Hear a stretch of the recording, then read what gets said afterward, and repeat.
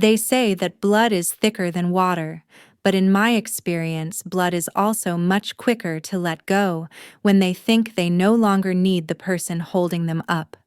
My name is Evelyn. I am 48 years old, and I have spent the better part of 2 decades as a senior risk management consultant in the coastal heart of South Carolina. I spent my entire career preparing for every possible catastrophe a business could face, yet nothing in my professional arsenal could have steeled me for the cold 10-second voicemail that completely dismantled my family dynamic on a humid Tuesday afternoon. I tapped the play button while sitting in my quiet home office, expecting a request for dinner plans, but instead I heard my mother's voice sounding as flat and clinical as a judge delivering a final sentence. She told me that I was out, that they had decided to move on without my interference, and she warned me never to show my face at the family estate again. I sat in the heavy silence that followed, staring at my reflection in the dark phone screen, while my heart hammered against my ribs like a trapped bird.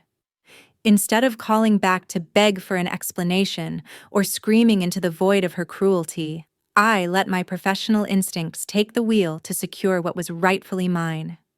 I typed a simple 2-word reply saying, "Understood, Margaret." Then I immediately logged into the private portal for the mortgage I had been paying solo for the last 7 years. With a few steady clicks, I revoked my personal guarantee, canceled the upcoming automated payments, and watched the digital confirmation flash as the safety net I provided vanished into thin air. By the time the sun began to rise the following morning, my phone was a chaotic mess of 38 missed calls and a panicked message from the family lawyer claiming they were facing a total catastrophic collapse. I actually felt a ghost of a smile touch my lips when I realized they finally understood that the problem wasn't my presence but rather the devastating void I left behind. Please stay with me until the very end, because you are about to see how a single heartless voicemail turned into a masterclass in quiet justice, where the person they tried to discard ended up holding every single card. Before we dive deeper into how I dismantled their entitlement, I would love to know what time it is and which city you are watching from, so I can see how far my story has traveled. Please take a moment to subscribe to the channel and share your thoughts in the comments below, as your support helps me bring these stories of dignity and truth to light. The heavy, salt-laden air of South Carolina usually felt like a warm embrace, but lately it had begun to feel more like a suffocating shroud as I navigated the quiet corridors of my life.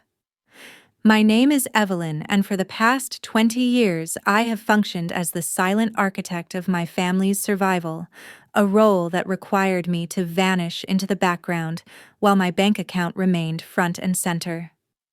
My father, Arthur, was a man whose identity was entirely bound to the grease and steel of his workshop until his body finally betrayed him, leaving him with a spine that could no longer support the weight of his own dreams. Beside him stood my mother, Margaret, a woman who possessed a heart of gold for everyone except the daughter who actually kept her world from spinning off its axis. They lived in a charming weathered house near the coast, a place filled with my childhood memories that would have been lost to a bank auction years ago if I hadn't stepped in with my first major bonus. I remember the day I took over the mortgage payments, sitting at their worn oak kitchen table while the afternoon sun highlighted the gray in my parents' hair and the desperation in their eyes. I didn't ask for a thank you, nor did I demand a seat at the head of the table, because I truly believed that my success was only valuable if it served as a lighthouse for the people who raised me. For 7 years, I have been the one who answered the frantic midnight calls about a burst pipe or a rising property tax assessment, quietly writing checks that ensured their comfort remained uninterrupted. I watched my own personal goals gather dust on a high shelf, delaying my own home purchase and skipping vacations so that Margaret could have the designer kitchen she always wanted and Arthur could keep his vintage truck in the driveway. Every Sunday dinner was a masterclass in emotional erasure as I sat through hours of conversation centered entirely around my younger sister Cassidy and her latest failed attempt at finding herself. They would celebrate her smallest achievements like a 2-week stint at a juice bar, with the kind of enthusiasm usually reserved for a Nobel Prize win, while my promotion to senior risk consultant was met with a polite nod and a request to check the attic for a leak. The injustice wasn't a sudden explosion, but a slow, rhythmic dripping that eroded my sense of self-worth, making me feel like a utility company rather than a beloved member of the family unit. I paid for the new roof, the central air conditioning, and even the high-end landscaping that made their neighbors envious. Yet in the family photos displayed on the mantel, I was always the one slightly out of focus. Margaret had a way of weaponizing her frailty to ensure I never strayed too far from my role as the primary provider, often calling me during my most critical client meetings to discuss trivial matters that could have waited for days. She once spent 40 minutes weeping about the price of organic blueberries while I was trying to manage a multi-million-dollar compliance crisis, and when I gently asked for a bit of professional space, she accused me of becoming cold and money-hungry. I began to realize that they didn't love me for who I was, but for the lack of friction I provided in their lives, a realization that stung more than any physical injury ever could. I was the invisible pillar, the one holding up the roof, while everyone else inside danced and laughed, never once wondering what would happen if the pillar finally grew tired of the weight. My life was a series of wire transfers and automated payments, a digital tether that bound me to a house where I was treated as a guest who was expected to pay for the privilege of visiting. Even my father, who used to be my hero, had slipped into a comfortable state of selective blindness, choosing to ignore the fact that his reliable truck and his comfortable retirement were entirely subsidized by my late nights and early mornings. We would sit on the porch together, the sound of the cicadas filling the air, and he would talk about the importance of family loyalty, while never acknowledging that loyalty had become a one-way street paved with my earnings. The sheer volume of my contribution seemed to make them invisible, as if the abundance I provided was simply a natural phenomenon like the tide or the changing seasons.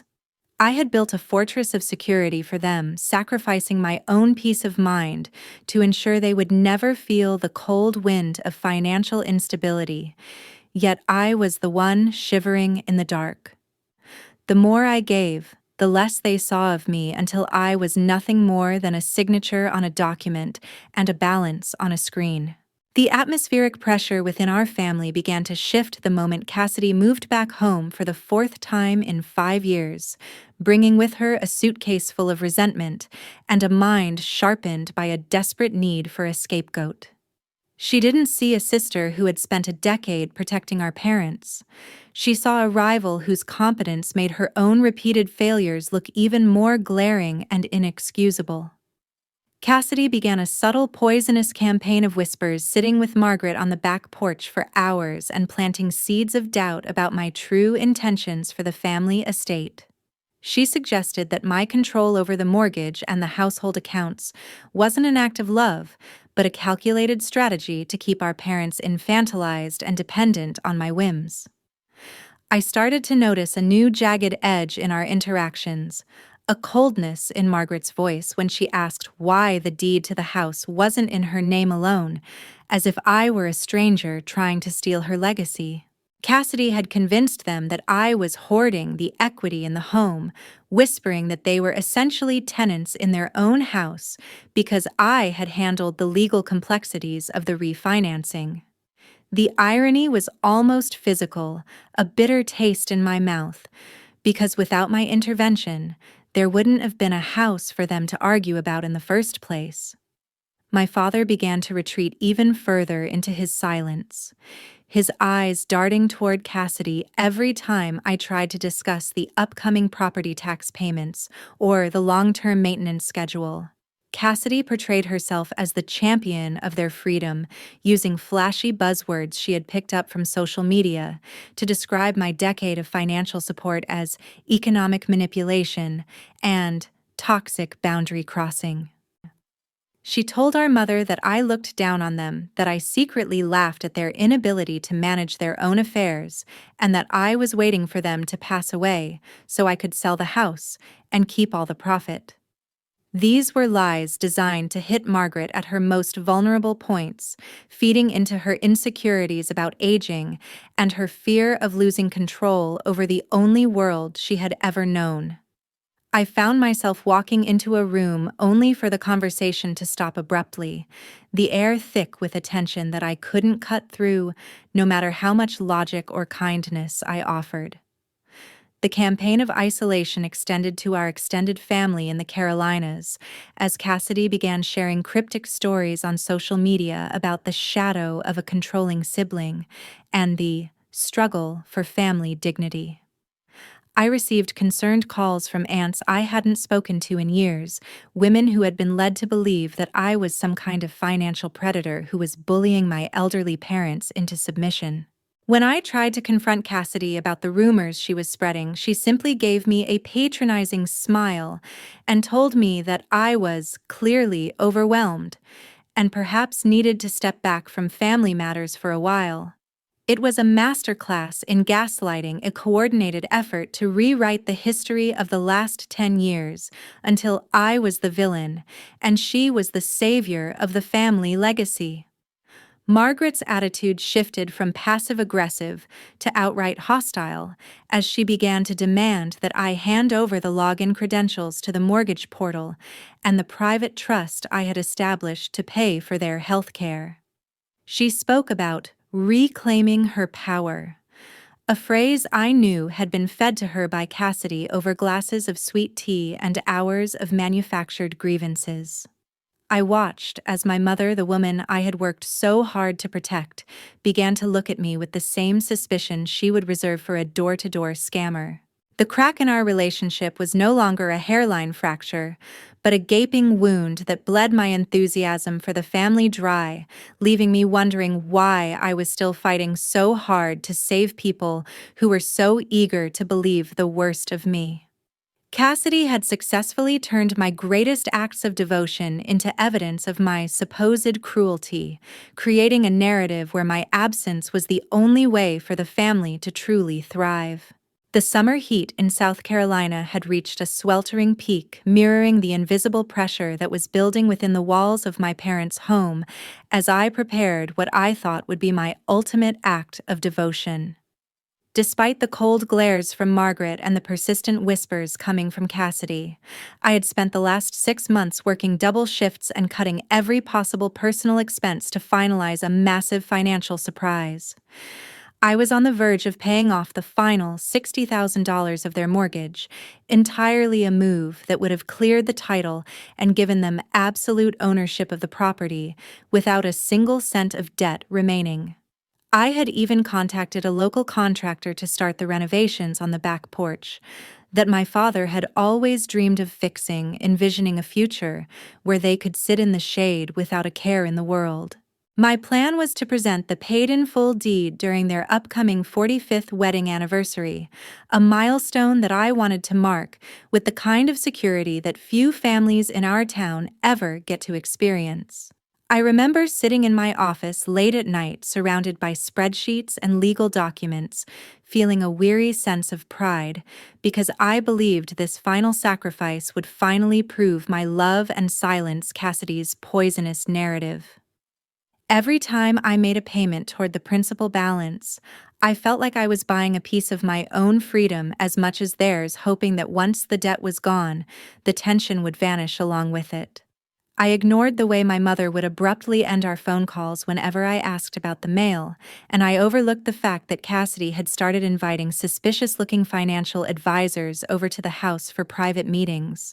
In my mind, I was the protector, the one who saw the long-term horizon, while everyone else was distracted by the trivial dramas of the present moment. I even went as far as to set up a dedicated maintenance fund that would cover the property taxes and insurance for the next 5 years, ensuring that even if my own career took a downturn, their lifestyle would remain untouched. It was a staggering amount of money, a sum that represented nearly a decade of my life, spent in high-stress boardrooms and sleepless nights. Yet I gave it gladly, because I still held on to the fading hope of family unity. I had stopped buying new clothes, canceled my own travel plans, and lived in a modest apartment just to make sure this house, the house where I learned to walk and where my father taught me how to read, would always belong to the Vance name. I felt like a silent guardian watching over a city that didn't even know I existed, finding a strange, lonely comfort in the sheer scale of my secret generosity.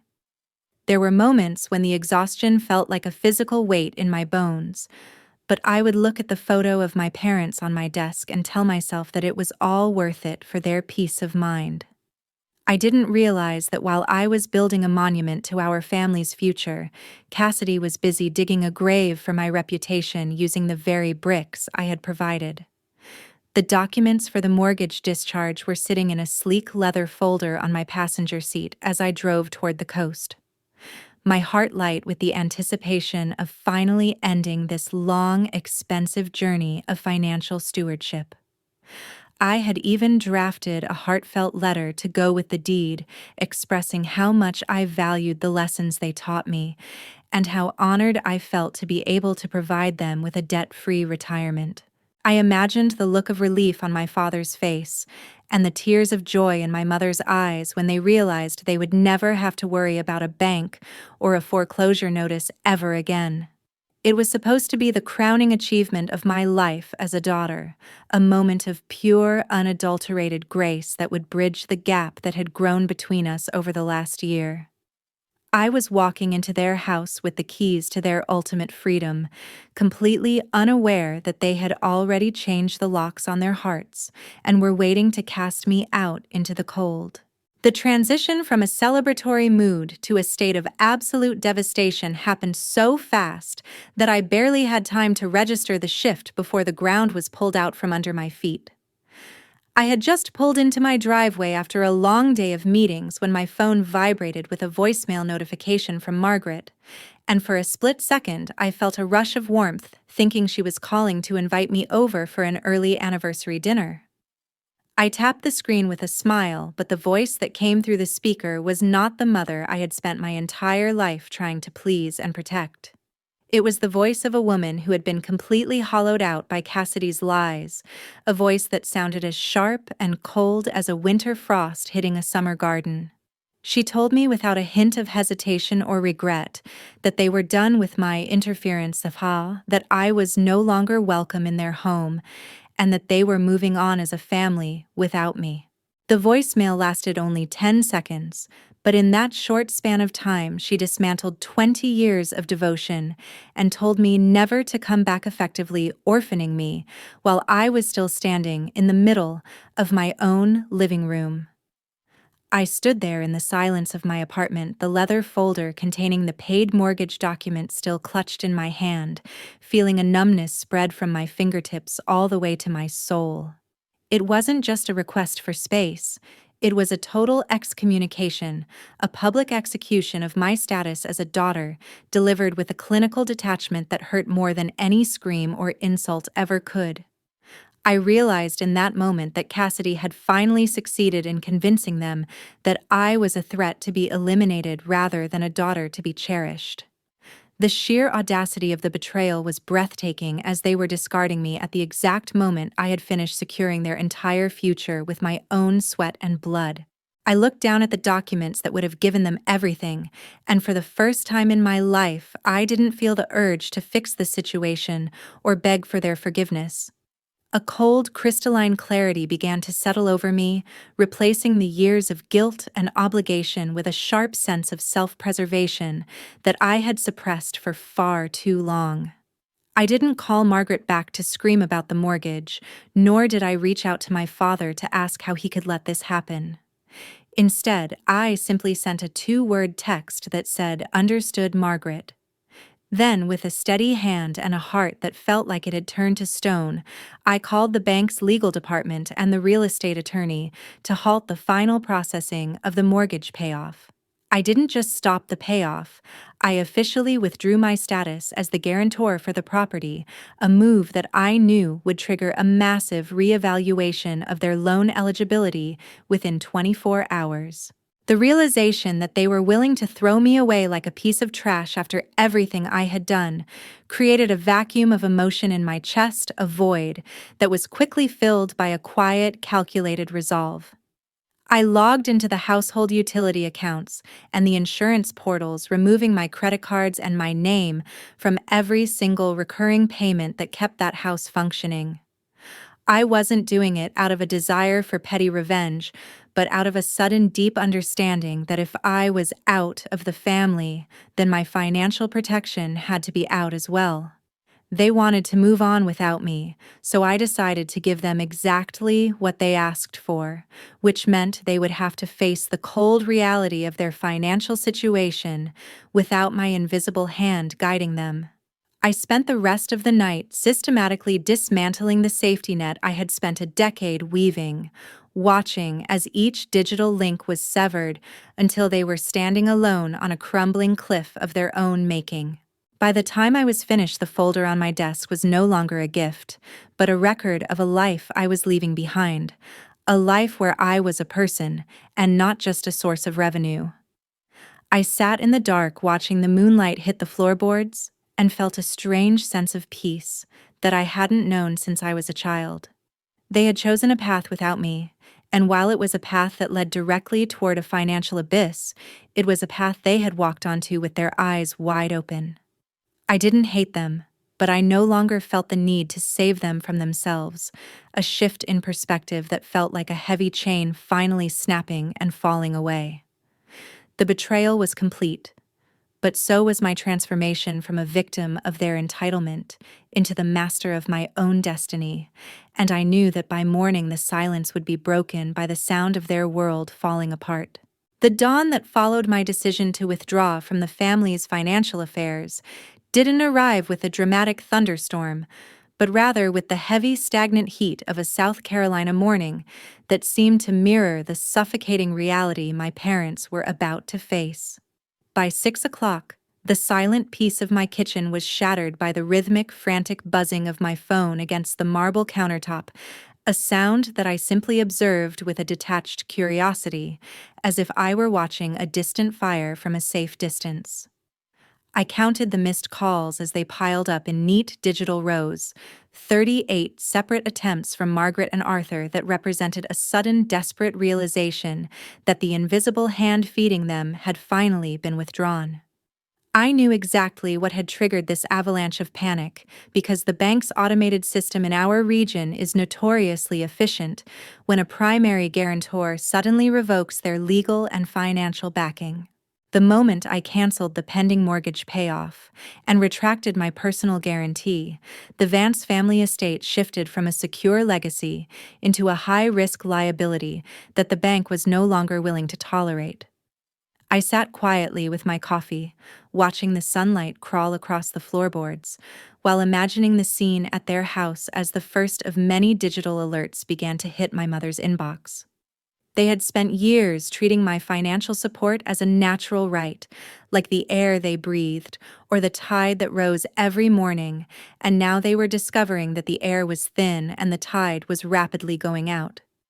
I finally received a lengthy text message from Mr. Sterling, the family's longtime attorney, whose tone was a frantic mixture of professional concern and personal disbelief at the legal storm that was brewing.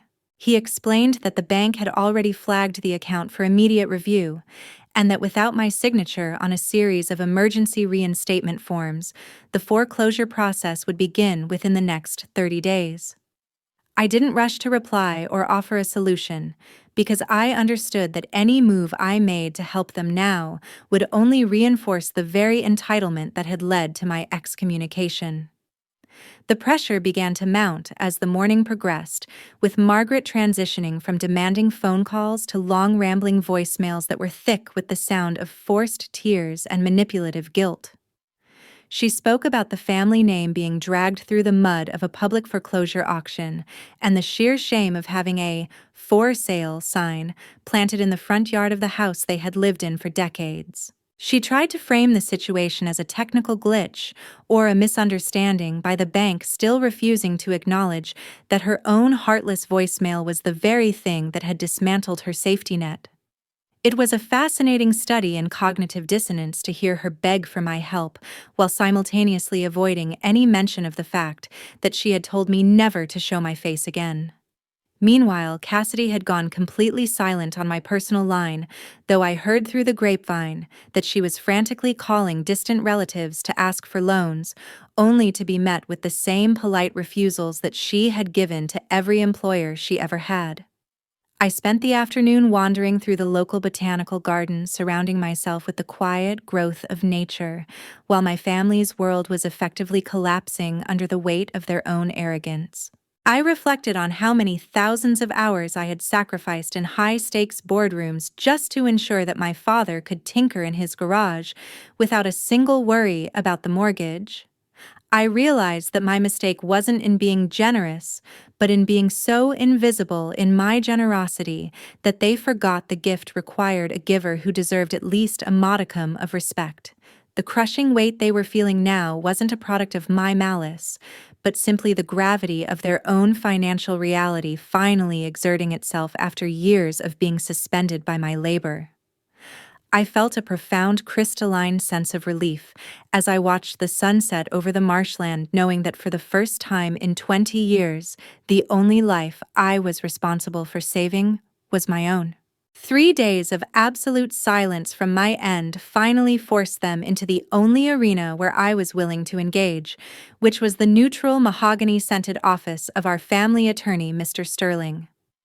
I walked into that conference room with a steady pulse and a single thick folder tucked under my arm, finding a scene that looked more like a funeral for a dream than a simple legal meeting. My parents looked physically diminished, as if the impending loss of their house had stripped away the layers of vanity that Cassidy had carefully cultivated over the last few months. My mother immediately launched into a desperate, tearful monologue about the sanctity of the family home, and how I couldn't possibly be so cold-hearted as to let them be evicted over a few emotional words spoken in a moment of stress. I didn't interrupt her or offer a tissue. Instead, I waited until the room fell into a heavy, expectant silence before I quietly opened my folder and began laying out the cold, hard evidence of their betrayal. I produced the printed logs of Cassidy's repeated attempts to access my private trust accounts and the emails she had sent to the bank's loan officers, where she had blatantly forged my name on a request to change the primary contact information. I also played a series of recorded conversations from our cousins, where Cassidy had spent weeks claiming that I was financially abusive and was planning to sell the family estate out from under them. The shock on my father's face was genuine, a painful realization that the fragile daughter he had been protecting was actually the one who had been sabotaging the family's only real source of security. I looked Margaret directly in the eyes and told her that the bank was no longer interested in my guarantee because her voicemail had been cited as a formal breakdown in the family partnership. The room was so quiet that I could hear the rhythmic ticking of the grandfather clock in the hallway each second, marking the permanent end of the life we had once shared. Cassidy tried to pivot into a defensive posture, claiming that she was only trying to liberate our parents from my controlling nature, but her words fell flat against the mountain of documented fraud that Mr. Sterling was now reviewing with a grim expression. I informed the room that I had already finalized my withdrawal from the property deed, and that the bank had officially initiated the foreclosure proceedings due to the lack of a qualified borrower.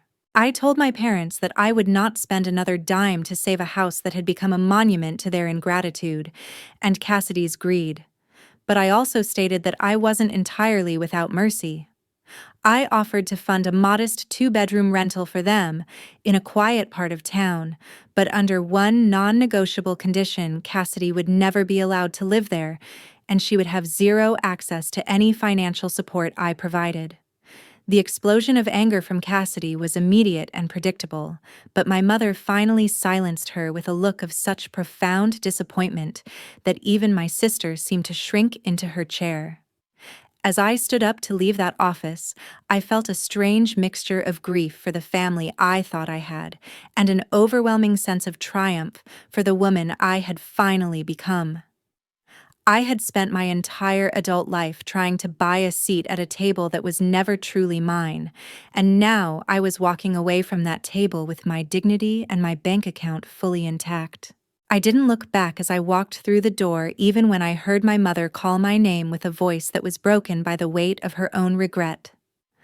I had given them every opportunity to be a family, and they had chosen to be a conspiracy instead, leaving me with no choice but to be the one who finally told the truth. I drove home with the windows down the coastal wind, carrying away the last remnants of the guilt that had dictated my life for so long. Finally understanding that justice is sometimes as quiet as a closed door. A month has passed since the keys to the family estate were handed over to the bank, and the world has continued to spin with a surprising lack of drama now that the source of the friction has been removed. My parents are currently living in the small sun-drenched cottage I rented for them, a place that is manageable and clean, where they are finally learning the true cost of electricity and the actual price of a gallon of milk. Cassidy is no longer a part of their daily lives, having moved to a neighboring city to stay with a distant friend after realizing that her vision for the family didn't include paying her own way through the world. Our communication is sparse and strictly limited to holiday greetings, a boundary that I have enforced with a level of discipline that I once thought was impossible for a reliable daughter like me. I have discovered that peace is far more valuable than the hollow praise of people who only value you for what you can do for them, and my life has become a series of quiet, beautiful moments that belong entirely to me. I recently moved into a stunning new apartment on the edge of the Charleston marshlands, a space filled with light and books, where the only voice I have to listen to is my own. I spend my Saturday mornings at the local farmers market buying flowers and fresh produce, without worrying about whether I need to save that money for someone else's emergency repair or failed business idea. My career at the firm has reached new heights because I am finally bringing my full energy to my work, instead of pouring it into a bottomless pit of family entitlement and manufactured crisis. I have learned that the most profound act of love I could ever perform for my parents was to stop being their crutch, forcing them to finally stand on their own feet and see the world as it truly is. There is a specific kind of healing that happens when you stop trying to fix people who are determined to break themselves a lightness that feels like the first breath of air after being underwater for a decade. Looking back at that cold voicemail from Margaret, I now see it as the greatest gift I was ever given, a brutal but necessary alarm clock that woke me up from a dream of obligation. It forced me to realize that I was worth more than my credit score, and my ability to solve other people's problems, a lesson that I hope stays with me for the rest of my days. I am no longer the invisible pillar holding up a house built on lies. I am the architect of my own happiness, building a life that is grounded in truth and protected by ironclad boundaries. My story isn't one of a daughter who abandoned her family, but of a woman who finally chose herself after a lifetime of choosing everyone else. Thank you so much for taking the time to listen to my journey and for offering your support as I navigated through the most difficult year of my life.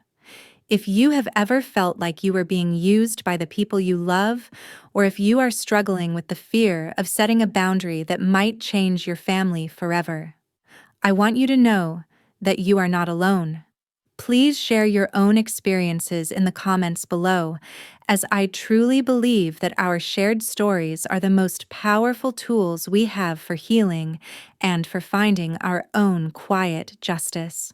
Don't forget to subscribe to the channel so we can continue this conversation, and always remember that your presence in this world is a gift that should be cherished, not exploited.